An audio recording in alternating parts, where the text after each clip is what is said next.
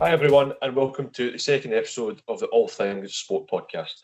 My name is Scott, I am a host and I'm a member of the South Lanarkshire Young People Sport Panel, which is a group of young people within South Lanarkshire trying to raise a profile of sport within our locality and be the voice for young people in sport. In this podcast, we talk about a range of topics, ranging from girls and women's sport, inclusion, volunteering, and many more. We hope that through this podcast, we can provide our listeners with some value that will help young people along their sporting journeys and inspire as many of them as possible to be involved in sport. On this episode, we are absolutely delighted to be joined by Josh Anderson, who is an Active Schools Coordinator in South Lanarkshire. And with this year being the 20-year anniversary of Active Schools, this episode is all based around Active Schools and the influence that they have had over Josh and many young people over the years.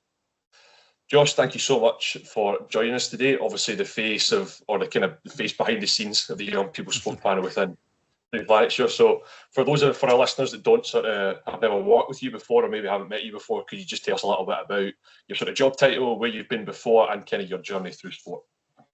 Thanks for having me, Scott. So yeah, Josh Anderson, Active Schools Coordinator here, working for South Lanarkshire Leisure and Culture. I look after the Stonelaw Learning Community down in Cambuslang and Rutherglen.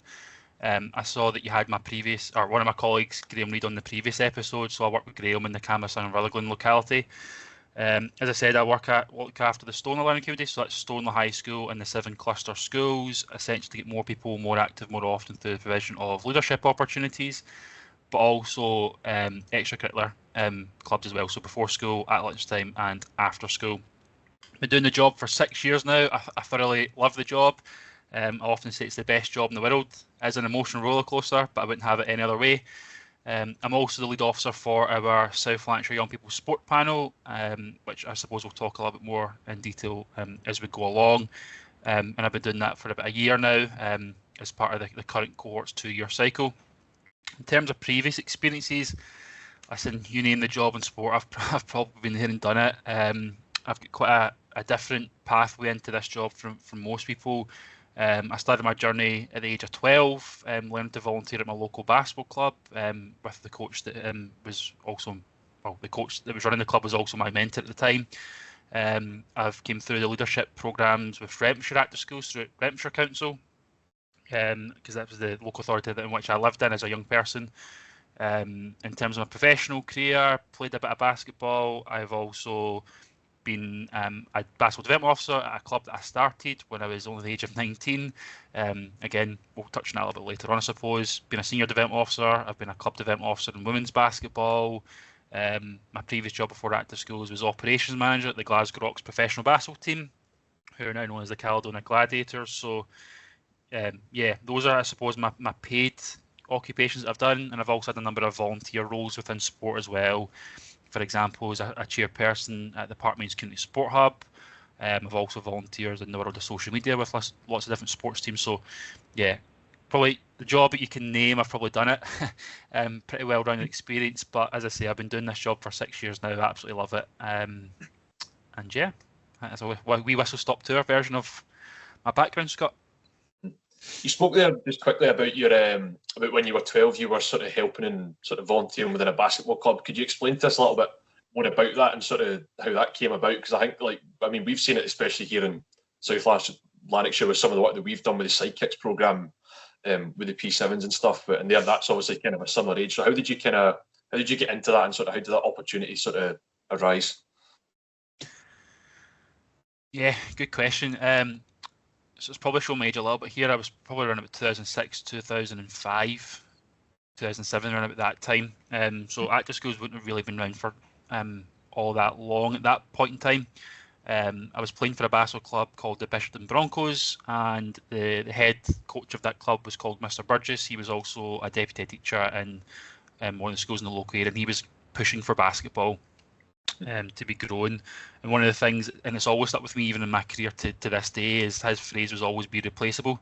And it wasn't about trying to fire staff or fire volunteers. What his philosophy always was, and he's an American, so it's again in line with their way of thinking, I suppose, is that to have a successful club, to have a successful organisation, you need to build capacity to meet demand.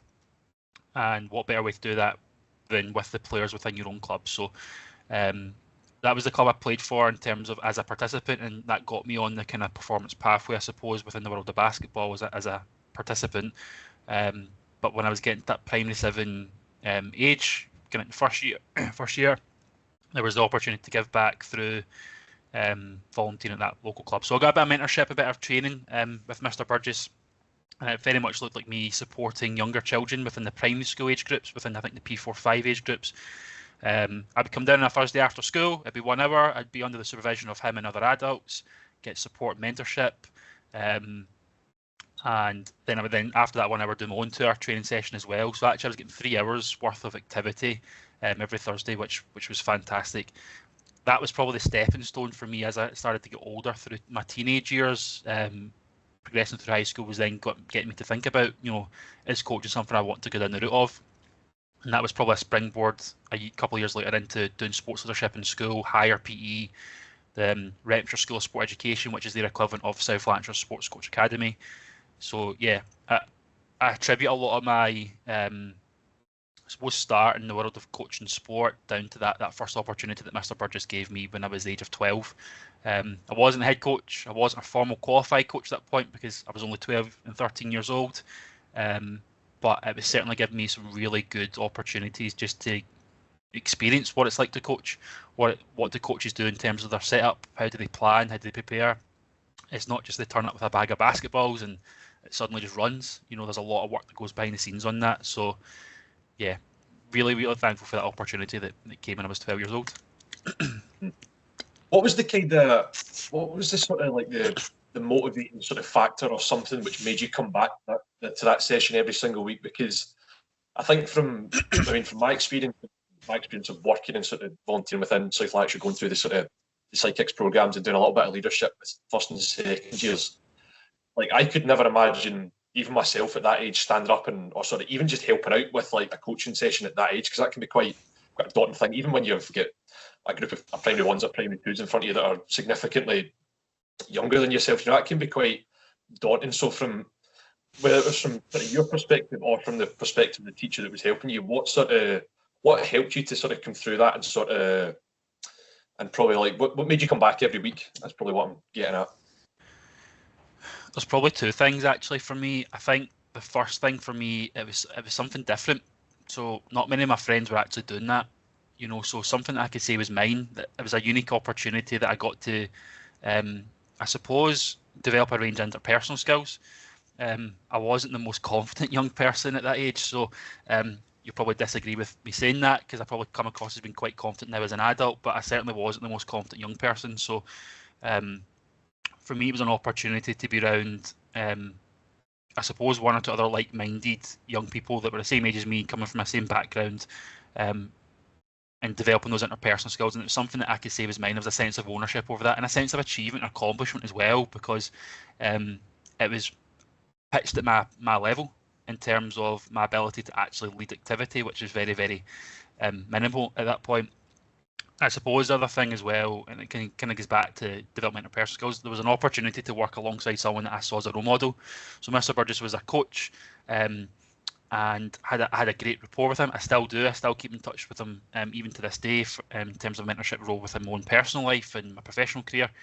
But it was an opportunity to work closer with someone I consider to be a positive role model in both my life and also my basketball playing career, and learn how he does it, why does he do it, what's his motivations for doing it, how does he get the best out of basketball players or young people at that point. So there's probably two things. There was the rapport that I had with my positive role model at that time that was probably motivating me to continue to do it week after week after week. And then there was probably the other aspect of developing interpersonal skills, improving my confidence, and having that, I suppose, that sense of pride, that sense of ownership, that accomplishment in my local community was quite important to me. Amazing. So sort of moving on from that, then going to sort of your kind of high school years, then you spoke previously, and I know you a little bit through the sport panel, that you were playing basketball. What sort of level were you playing at that stage? So I came through the development process within Lanarkshire. So I started playing at a probably development level, I would say, with St Mirren basketball through their Super League programme. Whilst doing that, I also had the opportunity to do a bit of coaching within their programme as well, which was quite nice, further enhanced my skills. And then I progressed on to the Glasgow Rocks Youth programme, and into their senior programme as well, playing at a national level. So that was the Scottish National League, as it was known as at the time. It's now known as the Scottish Basketball Championships after the rebrand recently. But I was playing at that national level, I suppose, within a very forward-thinking and thriving club at that time. I suppose going from, my comfort zone and knowing St Mirren and Renfrewshire, that was the club I predominantly grew up with throughout my teenage years, into a club in a different local authority with different young people from different parts of the country, different ethos, different outlook to things, different way of doing things, was quite a big stepping stone for me personally. I suppose if I go back to why I did that, the coaching as a 12-year-old, development of personal skills, that actually helped set me up, I think, quite nicely for that transition as a teenager later down the line. So yeah, I played at a reasonable level in terms of Scottish standards. I definitely wouldn't go as far as say I was the best basketball player in the world, but it certainly was a sport that I thoroughly enjoyed playing. I got a lot of fulfilment out of it, and it's allowed me to have a career now in the world of sport as a professional member of staff. So I'm really thankful for that opportunity that basketball has afforded me. Was that something that, because obviously you spoke previously about sort of before you came into active schools, you had a couple of jobs working in basketball clubs. Was that something that at that age you just, okay, I just want to be a basketball coach, or I want to be a basketball coordinator or development officer, whatever it is, or did you sort of see yourself going and working in something where it's more kind of a multi-sport capacity? Good question. I think it was probably more basketball at that point for me in my career, in terms of where I wanted to end up going. And I suppose some of the things I wanted to do as a teenager I've now actually ended up doing, and fulfilling those goals and those ambitions. So when I was certainly fourth year onwards, I was probably more wanting to get in the route of basketball, I would say. I wasn't sure what that would look like. Is that a coach? Is that as an athlete? Is that in event management? Is it in social media? I didn't know what that would look like. I suppose I was just taking it moment by moment, day at a time. I kind of, through also having the opportunity to do active schools in 5th and 6th year of high school, that probably opened my horizons a little bit more to see actually I could work and support in other capacities. But yeah, I would probably say at that point I was more looking at the basketball career more than anything else. And then just through circumstances, life changes, life gets in the way, and you've got to adapt. And I suppose that's the really beautiful thing about sport, is that you get knocked down in your backside sometimes, and you've got to get yourself up, dust yourself off, and move forward. And I've certainly had challenges in my life, as we all have, and you realise actually, okay, this might now not be the career option I want to pursue for a number of different reasons. I now want to go down this avenue. The most important thing is you're still moving forward and you're trying things. So I suppose for me, coming to the end of high school, a couple of life situations got in the way where I couldn't go to college and couldn't see out college. You've got two options at that point. You just accept that, and you're not really progressing much in your career, or you try and do something productive about it within the context of your circumstances. So if I go full circle here, and this might be answering your next question, buddy, so I apologise, but if I go full circle, I look at when I was 19, coming out of school, trying to wrestle with life circumstances. I started my own basketball club. Now, there was two ways of that. That was partly in a goal that I wanted to have at some point in my career, but it also gave me the opportunity to give back to my local community, to stay out of trouble, to have something to be involved in, and also to provide me with an ongoing opportunity to continue to develop as an individual and as a professional. The beauty in that is that if I think back to my first ever mentor, Mr. Burgess, at the age of 12, he helped me start that club and was alongside me and mentoring me throughout that process. Fast forward a year to when I was the age of 20, we secured national lottery funding, which allowed me to work full time as a basketball development officer within that club. Fast forward another couple of years, we had a couple of people working for us full time, and I was then working as a senior development officer in my early 20s. And the club was continuing to grow and grow and grow, and then that then allowed me to springboard back into professional basketball when I transitioned back to working with, at the time it was known as the Lady Rocks Basketball Club, as a development officer for them, and then eventually into the operation manager's role that I had at the Glasgow Rocks men's professional team, which is the job I did, as I've already said, prior to active schools. So yeah, I think for me, the whole no wrong path mentality that we see around about exam season for our young people, I can really relate to that. Young people sometimes get high school and think, going to college, going to uni and getting a degree, that's the very linear route, and that will take you straight to where you want to go. And actually, I'm one of many people that's proven that, There's other ways of doing it. It is incredibly difficult to do it the way that I've done it. I'm not going to lie. There's a lot of hurdles to overcome and still overcome, but it can be done. But you've got to have a plan. You've got to have a focus, I suppose, and that's where sports really taught me that sense of resilience. You know, how to plan, how to be determined, how to work with other people. So yeah. I think for yourself as well, it's an amazing story, sort of the way that you've come through and sort of gone through kind of a different path. Because, like you say, for young people, especially now, maybe it's kind of, there's maybe a bit too much emphasis on, right, okay, this is how you become this is how you do this is how you do that. But, you know, there's so many great people that come through and get into sort of big roles that haven't done the conventional route, that haven't gone by the book and said, right, okay, you need to do this, you need to do this, and then do that, and then do this.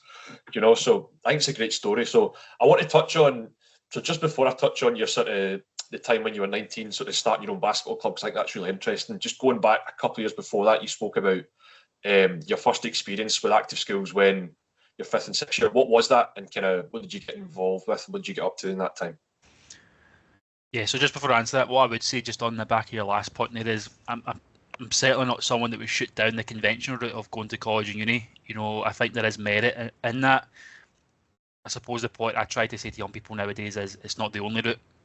However, if you're going to go down a different route, here's what to expect. And I can talk from my life experience on that. It is getting a little bit easier than what it used to be. But we don't have it, I suppose, that just one size fits all conventional route anymore, which is not a bad thing to be moving away from that.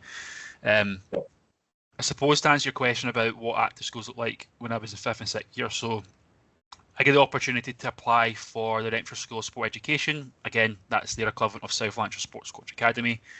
In 5th year, I get knocked back. I was rejected for that. And again, similar to other experience I've talked about in sport and life, is you can either take it or you can do something about it. You know, for me, I took that as an opportunity to go away and self-reflect and work on myself. So I got myself involved in sports leadership within the high school I was in. I was doing, it was the old school curriculum then, so it wasn't curriculum for excellence. So I was doing intermediate 2 PE before then going to do higher PE in 6th year, which gave me the opportunity to do some volunteering in my local primary schools with my active schools coordinator and build that report up. And at the same time, I was also volunteering in my basketball club, so I was getting a well-rounded experience, I suppose. Then when 6th year came around, got the opportunity to apply again for RSSE, successfully got in. They've got the area team that I was working within, or volunteering within, sorry, is very similar with their model to what we do with Cambuslang and Rutherglen Sports Coach Academy. It's a very select number of young people from each high school that come together and they do their training every single, at that point for them it was Wednesdays for 3 hours from 4 till 7 all the way up till Christmas. You would do your residential Christmas and then you'd be out delivering after Christmas. So it was quite an intense experience, but oh my goodness, the opportunities that came for that were massive for me. I've had a great time working in partnership with Lanarkshire Active Schools as a volunteer and as a paid coach through some of that opportunity as well. They've provided me qualifications, opportunity to go to events, but in primary schools, league basketball teams within my high school. And I suppose as I was coming towards the end of my 6th year, they helped me get on the formal qualification ladder for basketball. They paid for not only my level 1, but my level 2 qualification. And I think that was, I suppose, a wee token gesture of their appreciation for the number of hours I was doing as a volunteer. And this is before I was getting the paid work involved in sport, because I was still at high school at this point in time. So yeah, I've got a lot of really fond memories of my time being in high school through and working with active schools. I had an excellent active schools coordinator called Ian Shearer. I'm probably been, cutting close to the line by saying this, but I always say that Ian Shearer was the best coordinator that the Lanarkshire Council had at that point in time. I'm sure every volunteer says the same about their own coordinators, I'd like to think, but Ian was really, really good in that sense of was quite disciplined. He knew when to have a bit of banter with his volunteers, but also knew when to rein us in. He was always a person you could phone call and get really solid advice on. He was present as well, which I think is important for active schools coordinators. He came out to our sessions, he saw us delivering, so he could relate to what we were going through as well. And he also lived in the local community, so he had that sense of that kind of community aspect of, what's the demographic like, what are we facing in the local community, what do young people want, what do they not want. And not only was he present at our sessions, he was also present in the high school as well. So even if I didn't see him at a session on the odd occasion, I could go find him in the P department and have a conversation with him. So yeah, he really helped open a lot of doors for me. When I eventually did fast forward to start my own club, he was someone I worked in partnership with and helped me, how do I speak to head teacher?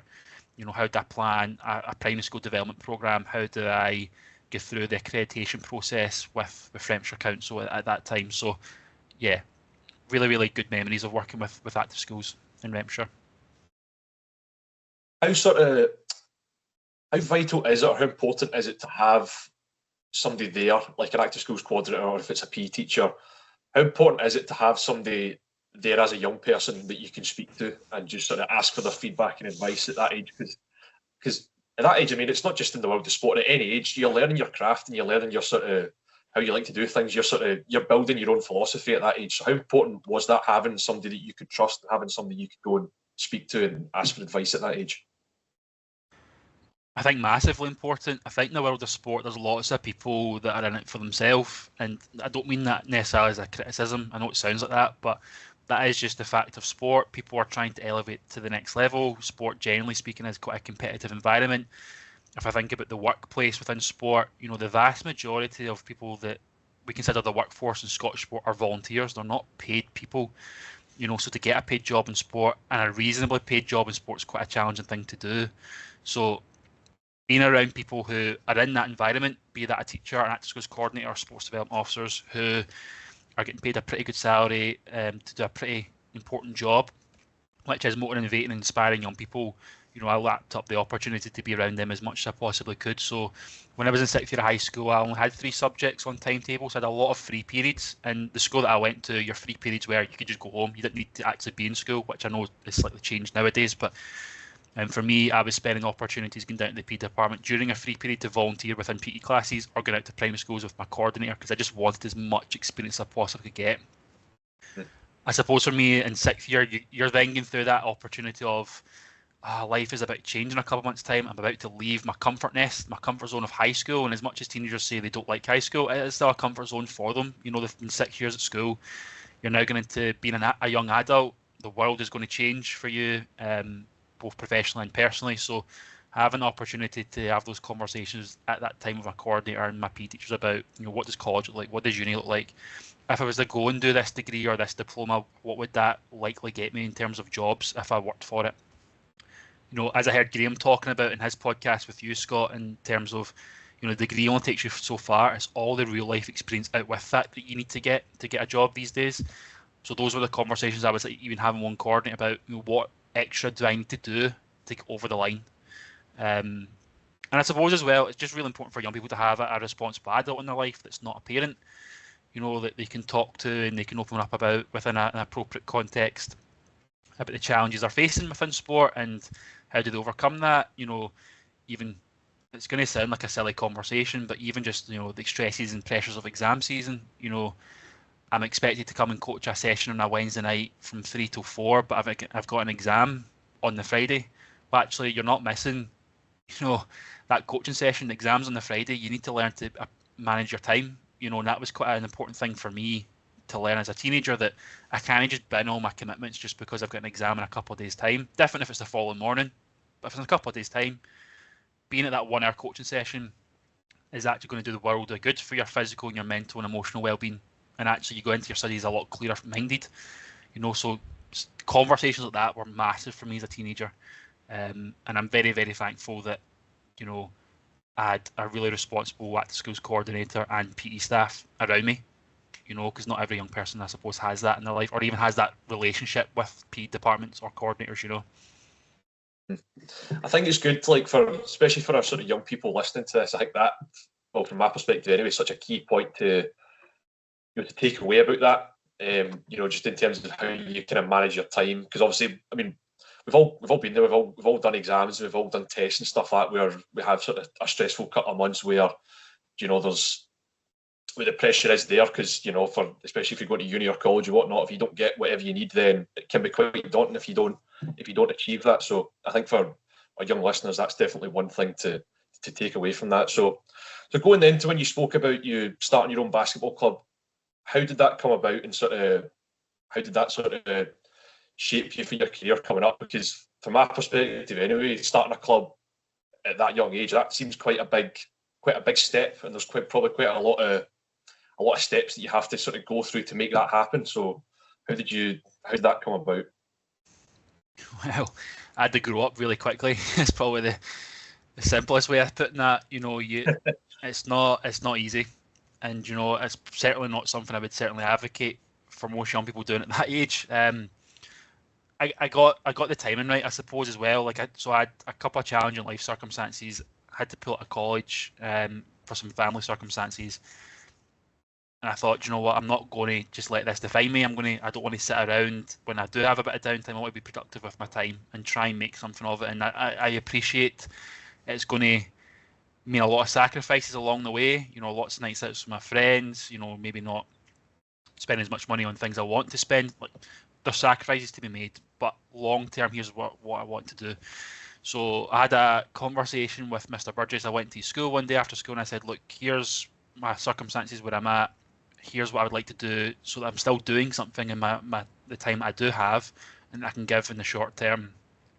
How do I go about doing this? So we had a conversation about how do we start a club. So everything from, you need insurance, you need appropriate level of qualifications, you need child protection training, you need first aid training, all of that. We had a pretty in-depth conversation.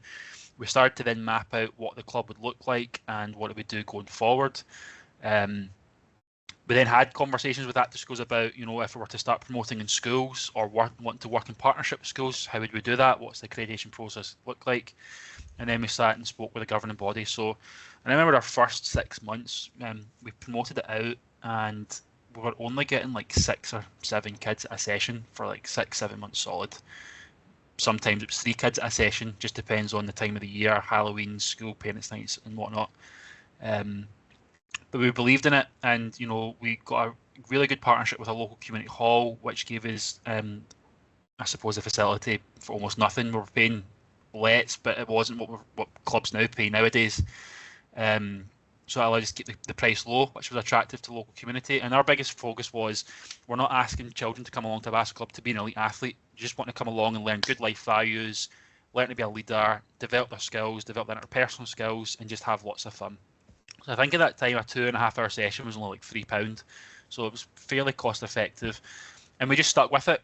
We really invested in those young people and those families. We made a really quality experience because we always felt, and I certainly definitely felt this way, if we get the quality right, the experience right, the rest will take care of itself. And we did that, and it just slowly grew and grew and grew from 1 session to 2 sessions to 3 sessions. We're now in 2 different areas. We're different age groups. We're now a big school program, to the point we then realised we have to put a funding bid in because we can't grow any further without additional investment, and that would be in the post of a development officer. I wrote the bid for the funding to the National Lottery, had a bit of support as well from our committee that we'd established at the time. We then found out we were getting our first pot of, I think at that time it was like £75,000 that was coming in to support our post for 2 years. That wasn't all committed for salary. That was committed for like buying basketballs and equipment and subsidising hall lets and so on. Had to go through a formal interview process. It wasn't like write the bid and the job's given to me. Like, it very well could have went the opposite way. It could have been given to someone else. You start this club and you've got this dream, and someone else comes in and is then doing the job that you want to do.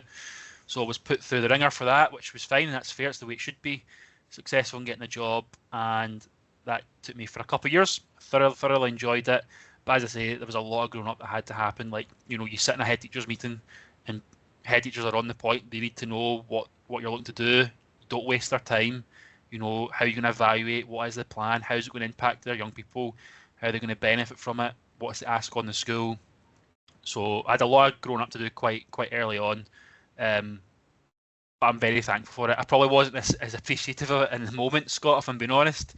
No 19-year-old really is, but it certainly helped shape my career to the point that I would now say that when I came into this job as an active schools coordinator all these years later, you don't get training for sitting with a head teacher, sitting with clubs, sitting with governing bodies. You're just expected to do it.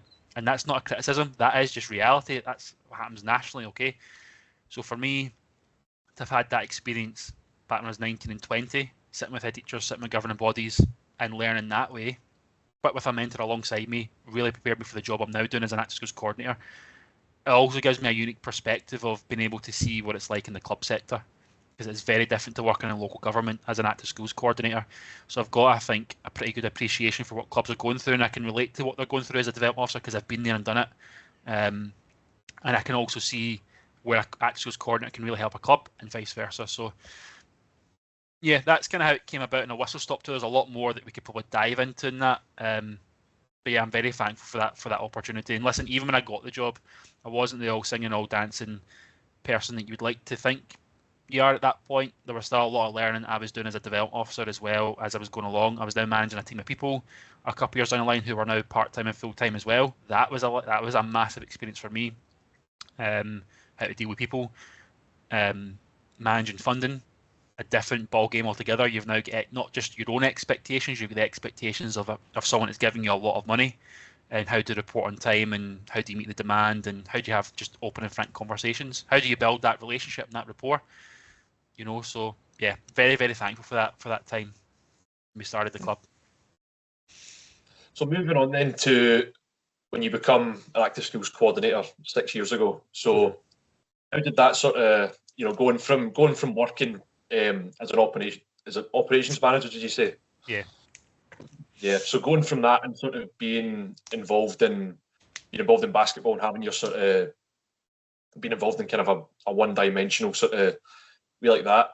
How did that sort of, what was the turning point for you when you sort of thought, right, okay, I could actually become an active schools coordinator, and what was the sort of the journey like to be successful in that?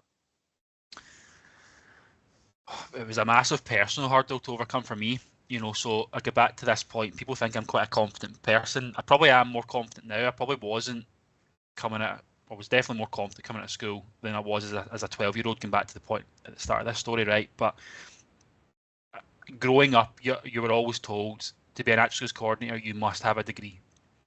And I suppose what we started to find over time is that you could have any type of degree, doesn't need to be sport, and you were getting interviews over people who have maybe been disadvantaged in life, but have got all the other extra training and life experience, and have done other jobs in sport, but they can't get an interview. So that was always a barrier that I probably had at the back of my own mind. That was a barrier that I was putting up. I suppose I was a couple of years into working at the Rocks and doing the job of operation manager. You're working with professional athletes, you're signing contracts, you're running events at the Emirates Arena, world-class venue. Listen, what's not to love about that? You're working in pro sport, you're one of the top 2 people in the country when it comes to that level, because the Rocks play in a British league and we're the only Scottish team. So, life was good. Like, I thoroughly enjoyed my job, and I certainly wasn't leaving because of any bad reasons or anything that I didn't want to do the job. But I just wanted a change. I wanted to go back to working with young people on the ground and really, I suppose, giving back the way that people like Mr. Burgess and Ian Shearer, who was my active schools coordinator, my Peters, gave back to me. Because if it wasn't for them, and I'll be quite frank here, if it wasn't for them supporting me, nurturing me, developing me, I probably wouldn't be in the position I'm in today. I still have to put in the hard work and the groundwork, but they helped me a lot along the way. So I kind of wanted to give back, and I thought, you know what? If I don't do it now, when would I ever do it? So I thought, I'm going to look for active schools coordinator posts. There was a couple that came up from different local authorities that I interviewed for and was unsuccessful for. There was a couple I was not back for because, again, didn't have a degree. And then I saw this one, actually I saw 2 come up for South Lanarkshire. There was a full-time and there was a part-time one. And I thought, you know what, I'll apply for it.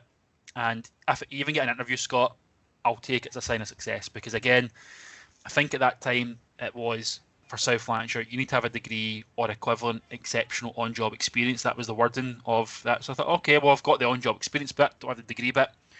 Let me see how this goes. So put the application away, offered an interview. So I'm thinking, great, it's an opportunity for me just to sell myself and just show people who I actually am and just take it from there. Went to the interview, was an absolute bag of nerves, to the point where I remember it was when it was in the old Hamilton Accies building, when Leisure was over there as the head office rather than being at council headquarters just now. Remember sitting down waiting for an interview. Karen McAnally, our boss, comes out to welcome me. I stand up and almost fall back in my seat. I was just that much of a bag of nerves. So I was off to a great start. We did the interview. We did a presentation. I think it was like a 15-minute presentation on some pre-interview questions. There was 6 formal questions that you answered. Thought I did okay, and when I got to stand up, put my suit jacket back on, Karen asked me, I have one final question. So why active schools? Just got to speak on the spot there, and I can't remember the exact answer I gave, but I remember just talking about very vaguely, like, the impact I want to have on young people, and it's about giving back. And I just thanked them for the opportunity. I'm never a big believer about asking questions after an interview. You've been in, you've answered the questions they want you to ask or answer, sorry. And and just let the rest take care of itself. I come out, I didn't know how to feel about that because I was like, I almost fell down getting into the interview, and then hopefully the interview went well. If I can even get offered the part-time job, I'll find a way of making it work with the Rocks. I don't know how, but I'll find a way.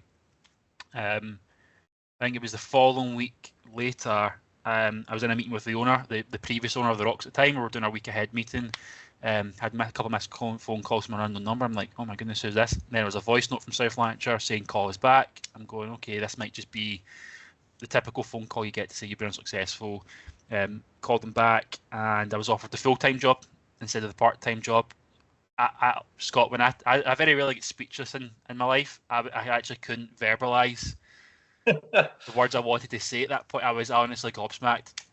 And yeah, there is that imposter syndrome when you get the job for the first time. You know, no one prepares you for that as well. You know, you're coming into an environment where, you know, it's your very first Active Schools coordinator post. There is a lot of pressure on Active Schools coordinators to perform, as I think there should be.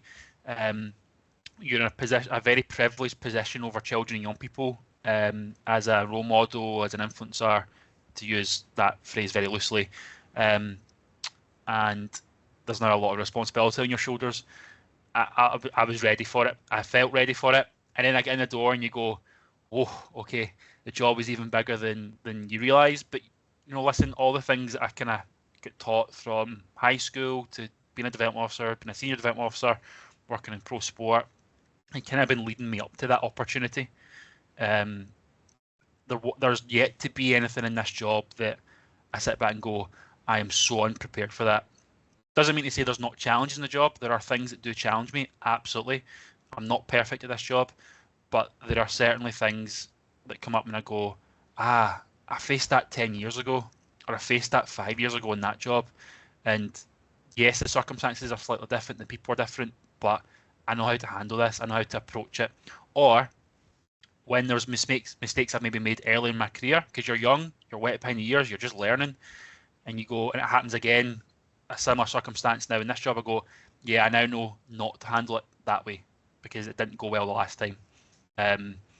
Things like being more patient, having much better listening skills, not being as reactive, because we're very good at that in Scottish society, being quite reactive when someone says something to you, taking a deep breath, absorbing what they're saying, trying to understand the perspective of everyone in the room. And I suppose the final thing, and it sounds really cheesy and corny, and I'll blame this on being around an American mentor, Scott, but I suppose just leading with the heart, just genuinely believing in what you're saying, genuinely believing in you want to make an impact in children and young people's lives, because that's the beauty of sport. We have the power to do that, the power of sport.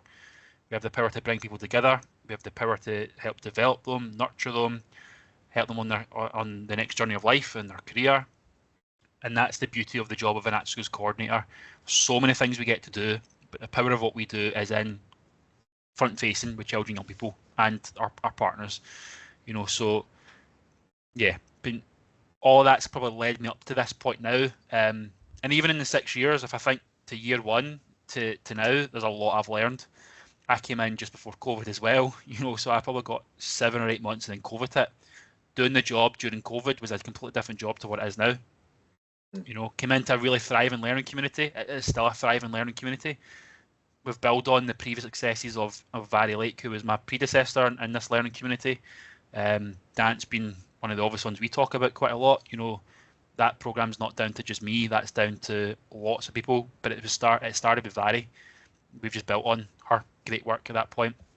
Having to rebuild after COVID has been a challenge, but we've got there as a learning community, and that has only happened not overnight. It's taken time, but it's happened because we've worked together with our schools, and being upfront with my head teachers and saying, we don't have all the resources in the world to put on all these activities anymore, so we need to think creatively of how we go about doing that. And we've done that through sidekicks, through dance leaders, through Coach Academy, through our student programme, through taking sports development, sports leaders out to schools. So there's lots of ways we can do that.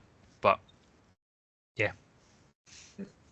Well, I'm going to take a bit of inspiration from Karen here, and I'm going to sort of flip it back on you a little bit. So as a young person, whether you're an S5 and S6, whether you're a college student, whether you're out of college or uni and you're looking to apply for a job, why Active Schools? It's the best job in the world. Expand. Honestly, it is the best job in the world. You know, I probably say that in every job I go to, Scott. But yeah, I think the beauty of this job is there's a couple of things. It's always evolving. The job remit from what I had 6 years ago to now has changed. The core purpose doesn't really change too much. Get more people more active more often through the provision of leadership and extracurricular opportunities. That doesn't change, but the actual remit and how we do that does change. So for me, it's an emotional roller coaster. I absolutely love my job. Doesn't mean to say there's not bad days, there's not hard days, and there's not amazing days. Good, bad, and ugly. I absolutely love it. I get to work in, and this is where I will speak up for my schools. I have 8 phenomenal schools, 8 phenomenal head teachers, 8 phenomenal sets of deputies, principals, and class teachers and wider staff. We have what we call the one Stonelaw approach within our learning community, where we're all in together, and that includes our external services like active schools, like sports development, where I'd probably say on record, the vast majority of our schools put health and wellbeing at the core of their curriculum. And that helps myself as an actions coordinator come in. It makes a lot of these conversations a lot easier to have about why we should be putting on physical activity opportunities for young people, why we should be doing leadership opportunities for young people. So I really get a lot of fulfilment from working in my own learning community. And there's lots of things I learn from my head teachers and the deputies and even the volunteers I work with as well, from that perspective. Then I also get to work with people like yourself on the Young People Sport Panel. As I said at the start, I lead the programme in South Lanarkshire, and that's a slightly different context because that is South Lanarkshire wide. As you said at the very start, I'm very much behind the scenes when it comes on that, and that's not a bad thing.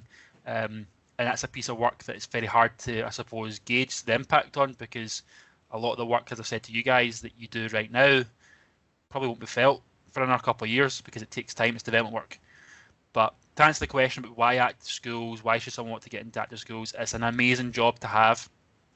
It opens up so many opportunities for you.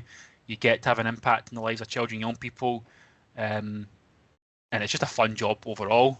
You know, there's probably days where I probably seem quite stressed out, Scott, but I really do love my job. It's an amazing job. We have an amazing team here in South Lanarkshire, not just within the active schools team, but in our sports development and health development team, the wider development services department. We've got a very, very forward-thinking management structure who allow us to do a lot of things in our job, and really try and push forward meaningful change for the people that we're trying to inspire in our local communities. So if I think about where I've been in my career up to this point, I'm very, very fortunate and blessed, I feel, to have this job. I genuinely couldn't have landed in a better local authority when it comes to South Lanarkshire Council, South Lanarkshire Leisure and Culture, the colleagues I get to work with, the schools, our management team, but most importantly, the children and young people within our schools.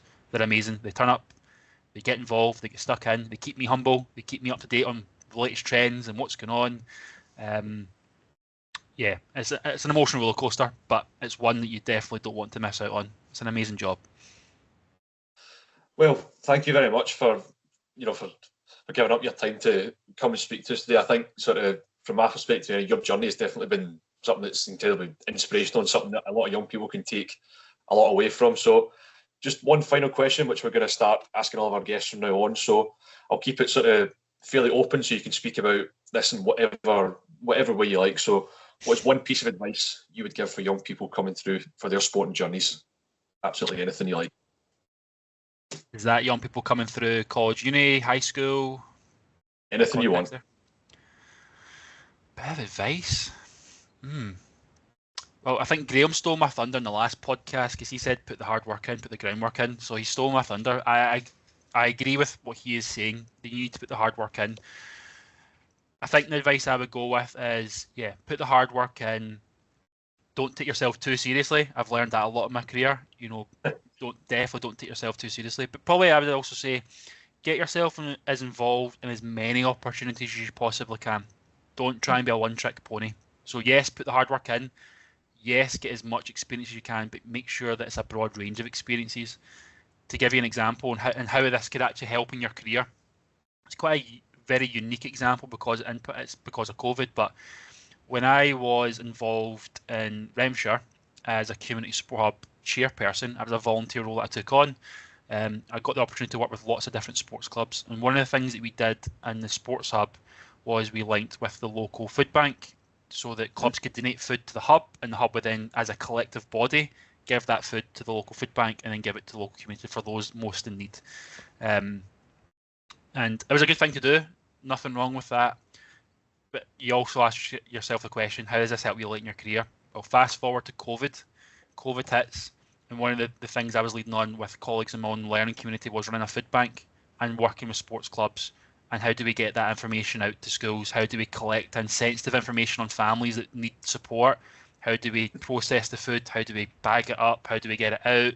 Coordinating volunteers, so that's something that, had I not put myself forward for that experience when I was younger to chair a sports hub, and I wouldn't have had that opportunity to work with a partner like a food bank and lots of clubs, and it then wouldn't have given me the opportunity to have that level of understanding when it came to having to adapt during a worldwide pandemic and still having to effectively give back to my local community.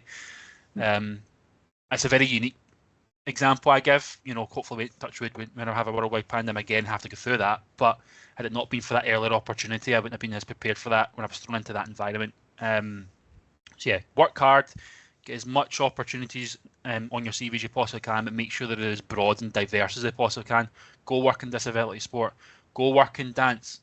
I'm the dance lead for our local area team at the moment, and dance is not my sport, but I've got 54 dance leaders this year. Have to learn to mentor them somehow.